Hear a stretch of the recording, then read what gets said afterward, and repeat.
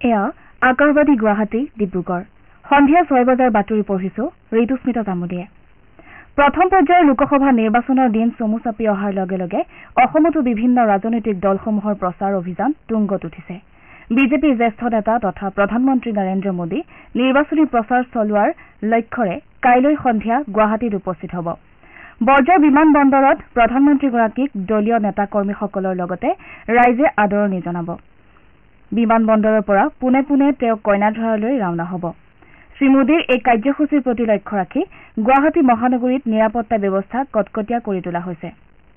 প্ৰধানমন্ত্ৰীৰ আগমনৰ প্ৰতি লক্ষ্য ৰাখি মহানগৰীৰ কেইবাটাও পথত বাণিজ্যিক যান বাহন চলাচলত নিষেধাজ্ঞা জাৰি কৰা হৈছে।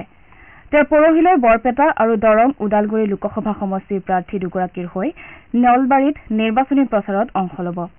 বিজেপিৰ ৰাষ্ট্ৰীয় সভাপতি জে পি নাড্ডাই অহা 18 এপ্ৰিলত কোকৰাঝাৰত নিৰ্বাচনী প্ৰচাৰত অংশ লোৱাৰ কথা। তেওঁ বিজেপি মিত্ৰজোঁটৰ UPPLৰ প্ৰাৰ্থী জয়ন্ত বসুমতাৰীৰ হৈ নিৰ্বাচনী প্ৰচাৰত অংশ ল'ব। আনহাতে কংগ্ৰেছ নেত্ৰী প্ৰিয়ংকা গান্ধীয়ে কাইলৈ যোৰহাটত নিৰ্বাচনী প্ৰচাৰত অংশ লোৱাৰ কথা।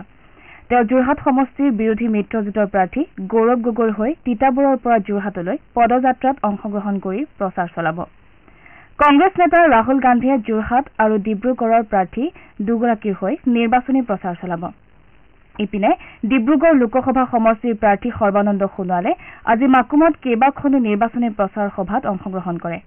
শ্ৰীসোণোৱালে ডিগবৈৰ বৰবিল হনুমান মন্দিৰৰ পৰা গান্ধী ময়দানলৈ এটা পদযাত্ৰাতো অংশ লয়। বিজেপিৰ নেতা তথা মুখ্যমন্ত্ৰী ডঃ হিমন্ত বিশ্ব শৰ্মাই কাজিৰঙা লোকসভা সমষ্টিৰ বিজেপি মিত্ৰজোঁটৰ প্ৰাৰ্থী কামাখ্যা প্ৰসাদ তাছাৰ হৈ আজি হুজাৰ লামডিঙত এখন জনসভাত অংশগ্ৰহণ কৰে। আনহাতে কংগ্ৰেছ তথা বিৰোধী দলৰ প্ৰাৰ্থীসকলেও নিৰ্বাচনী প্ৰচাৰ অব্যাহত ৰাখিছে। যোৰহাট সমষ্টিৰ কংগ্ৰেছ প্ৰাৰ্থী গৌৰৱ গগৈয়ে আজি তিতাবৰত নিৰ্বাচনী প্ৰচাৰ চলায়। লোকসভা নিৰ্বাচনৰ ৭৫ বছৰীয়া ইতিহাসত বিধি বলবৎকাৰী সংস্থাসমূহে এইবাৰ অভিলেখ পৰিমাণৰ ধন জব্দ কৰিছে। সমাগত লোকসভা নিৰ্বাচনৰ পূৰ্বে সংস্থাসমূহে যোৱা ১ মাৰ্চৰ পৰা প্ৰতিদিনে ১০০ কোটি টকা জব্দ কৰিছে।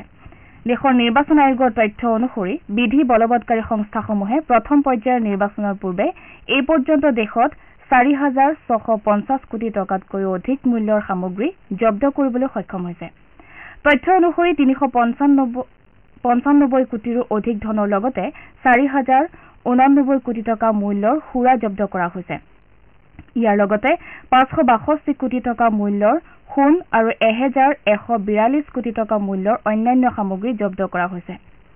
উল্লেখযোগ্য যে ২০১৯ চনৰ নিৰ্বাচনৰ সময়ত আয়োগে ৩,৪৭৫ কোটি মূল্যৰ সামগ্ৰী জব্দ কৰিছিল। আয়োগে প্ৰকাশ কৰা মতে অবৈধ ধনৰ বিৰুদ্ধে আয়োগৰ স্থিতি পৰৱৰ্তী সময়তো কঠোৰ হৈ থাকিব আৰু অভিযান অব্যাহত থাকিব।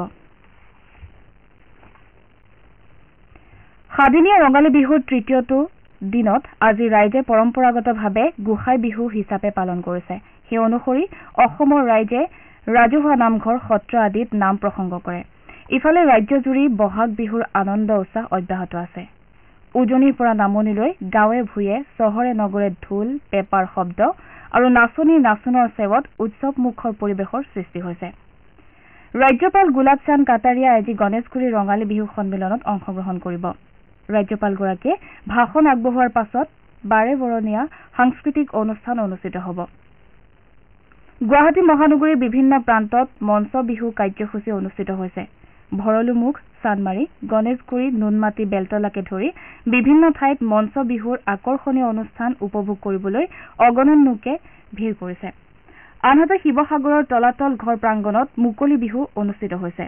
বিহুৰ সৈতে সংগতি ৰাখি কণী যুঁজ বিহু হুঁচৰিৰ লগতে বৰ্ণাঢ্য সাংস্কৃতিক অনুষ্ঠানৰ আয়োজন কৰা হৈছে।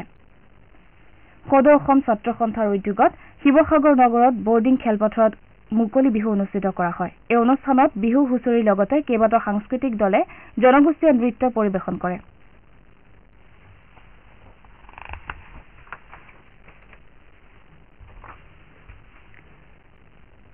এতিয়াৰ বাতৰি ইমানতে অন্ত পৰিল।